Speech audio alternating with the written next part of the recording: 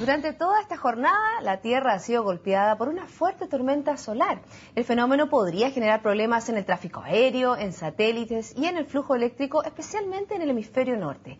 Para conversar sobre este tema está con nosotros el astrónomo y académico de la Universidad Metropolitana de Ciencias de la Educación, Luis Barrera. ¿Cómo le va?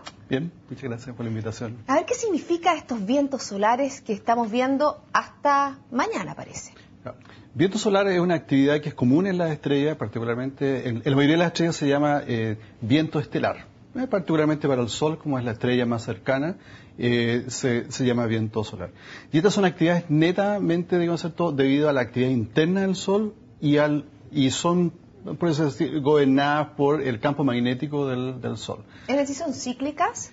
¿Se producen siempre? Claro, hay ciclos que son notorios cada 11,1 años más o menos, que son aparecen las manchas solares y después van migrando desde los trópicos, van migrando hacia el Ecuador y después aparecen otra vez los trópicos y migran hacia el Ecuador. No las mismas, sino que familias y transfamilias van migrando y eso van provocando los llamados ciclos del Sol. Y esos ciclos del Sol están, ¿quién se da cuenta de esos ciclos del Sol? Son, por ejemplo, los árboles. Los árboles cuando se cortan los troncos y se ven esos anillos, tienen que ver con esa actividad solar. Por lo tanto, son ciclos que son naturales. Ahora, entre ciclo o durante los ciclos se producen eventos, o sea, hay salidas de material significativo. Esto es un evento. Esto sería un evento dentro de los ciclos normales de concepto del Sol. ¿Y es un evento de los más grandes a nivel normal, más bien pequeño? Uno tiene que aceptar que el Sol es una estrella variable, por lo tanto, si una estrella variable tiene grandes, erupciones de material y en otras oportunidades está quieto. Yo diría que es intermedio.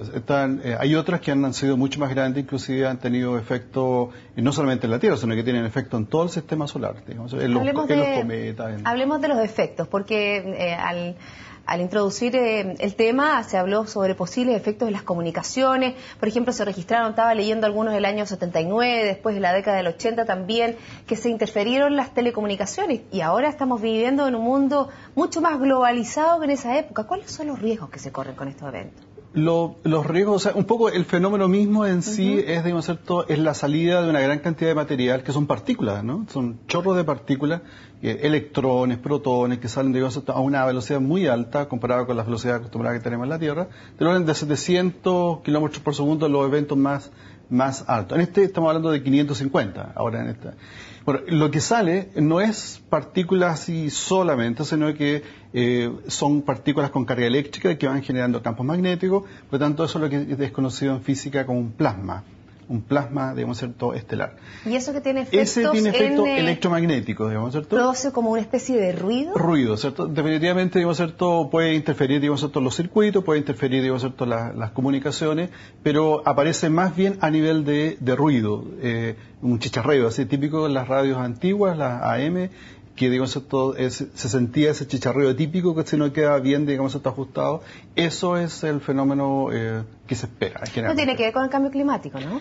No tiene que ver con el cambio climático. El cambio climático tiene que ver específicamente de una actividad que es de la atmósfera de la Tierra para abajo, ¿cierto? Simplemente el hombre y toda la actividad del hombre actuando sobre el medio que tenemos la posibilidad de estar viviendo, Pero el Sol prácticamente tiene su actividad también, y esa actividad sin duda que interfiere con la actividad global de la Tierra, no con una actividad específica.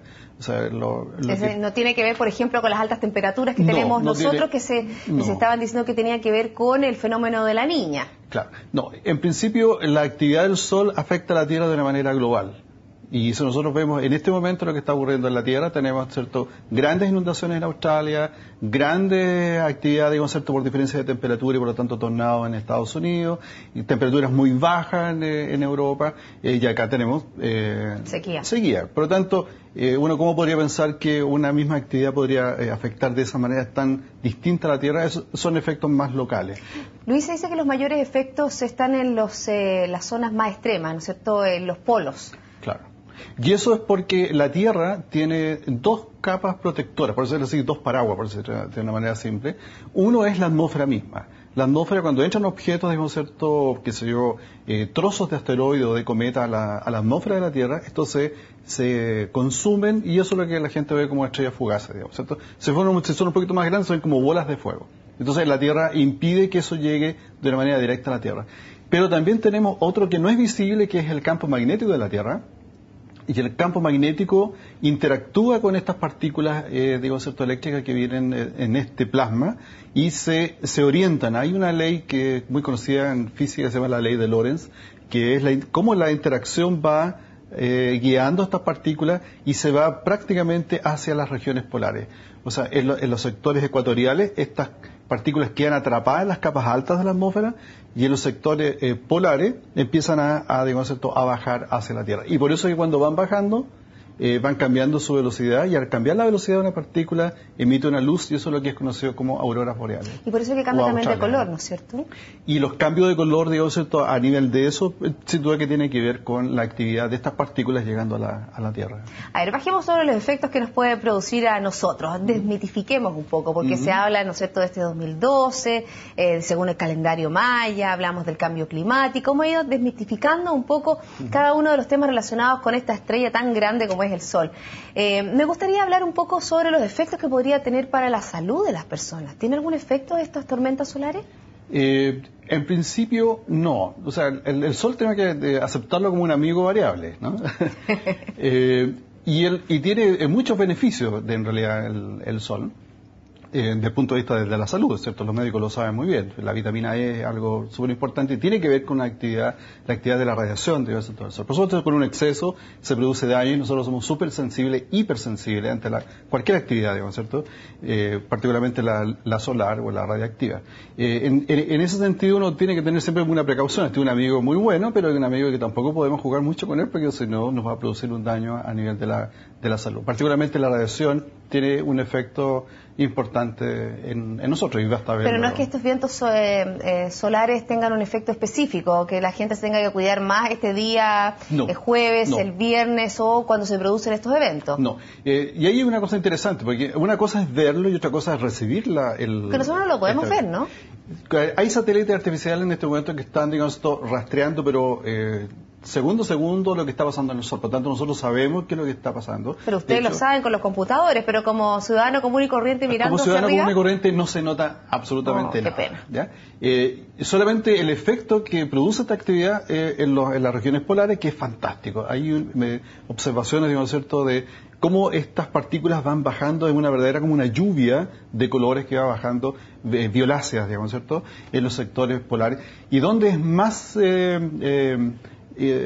lindo este show, en el hemisferio norte. En el sur, aunque pasa también, pero es menor la actividad y eso tiene que ver con la carga eléctrica de la partícula que va entrando al campo magnético de la Tierra. Los que sí que tienen que tener mucho cuidado son los astronautas de exponerse, por ejemplo, cuando existen estas tormentas, ¿no? Ellos están expuestos, claro, sin duda. Ellos, como no tienen estos dos paraguas, que es la atmósfera y el campo magnético de la Tierra, ellos se tiene que hacer pero obviamente que la NASA y todas las agencias espaciales lo saben, tienen que tener ahora una protección artificial para evitar que esto no vaya a dañar a los astronautas. Por eso los trajes tienen esta característica.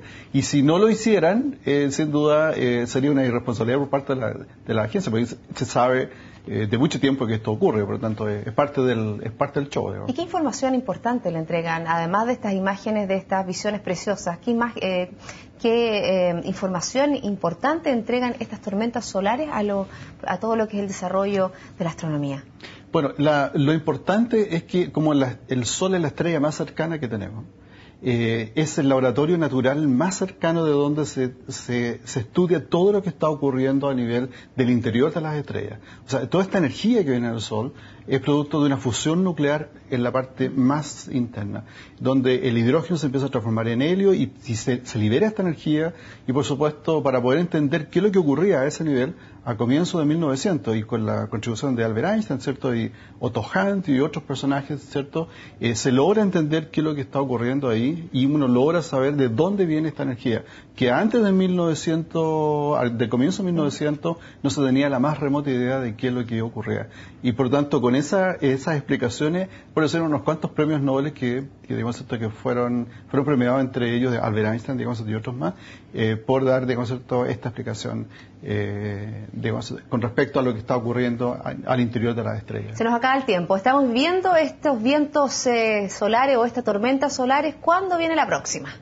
Bueno, en principio, digamos, ¿cierto? Como son eventos, estos eventos no son predecibles, digamos, ¿cierto? Fácilmente. Sí los ciclos. Los ciclos de 11 como un año. Pero esto, como son eventos, depende de la actividad misma. O sea, hay que pensar que esto no es homogéneo el Sol. Por lo tanto, de repente hay una salida de material en una parte o salida en otro lado. Ahora, no siempre, por más espectacular que pueda ser una tormenta solar, no siempre viene en dirección a la Tierra. En algunos casos es muy espectacular, pero va en dirección, digamos, todo opuesta. Por lo tanto, nosotros no nos damos cuenta. Y es muy interesante darse cuenta de que una cosa es ver el fenómeno a través de los instrumentos, que uno ve que está ocurriendo la luz, que es lo que está ocurriendo. Pero las partículas se demoran, como hay una distancia de 150 millones de kilómetros aproximadamente entre el Sol y la Tierra, las partículas se demoran más o menos como 2,5 días en llegar a la Tierra. Por lo tanto, una cosa es ver que está ocurriendo algo en el Sol y después de 2,5 días nosotros recibimos la señal. Y eso es lo que estamos viendo ahora, que el pic de la señal de las partículas que están llegando a la Tierra están llegando hoy, pero eso se vio hace 2,5 días antes. Bueno, Luis, queremos agradecer que haya estado en Resumen Ejecutivo. La verdad que una entrevista fascinante al hablar sobre la energía, sobre el Sol y obviamente tan pequeños que somos nosotros con respecto a esta gran estrella. Que esté muy bien. Muchas gracias. Adiós. Bueno, y así finalizamos este segmento informativo que es junto a CNN Chile. Que esté muy bien. Buenas noches.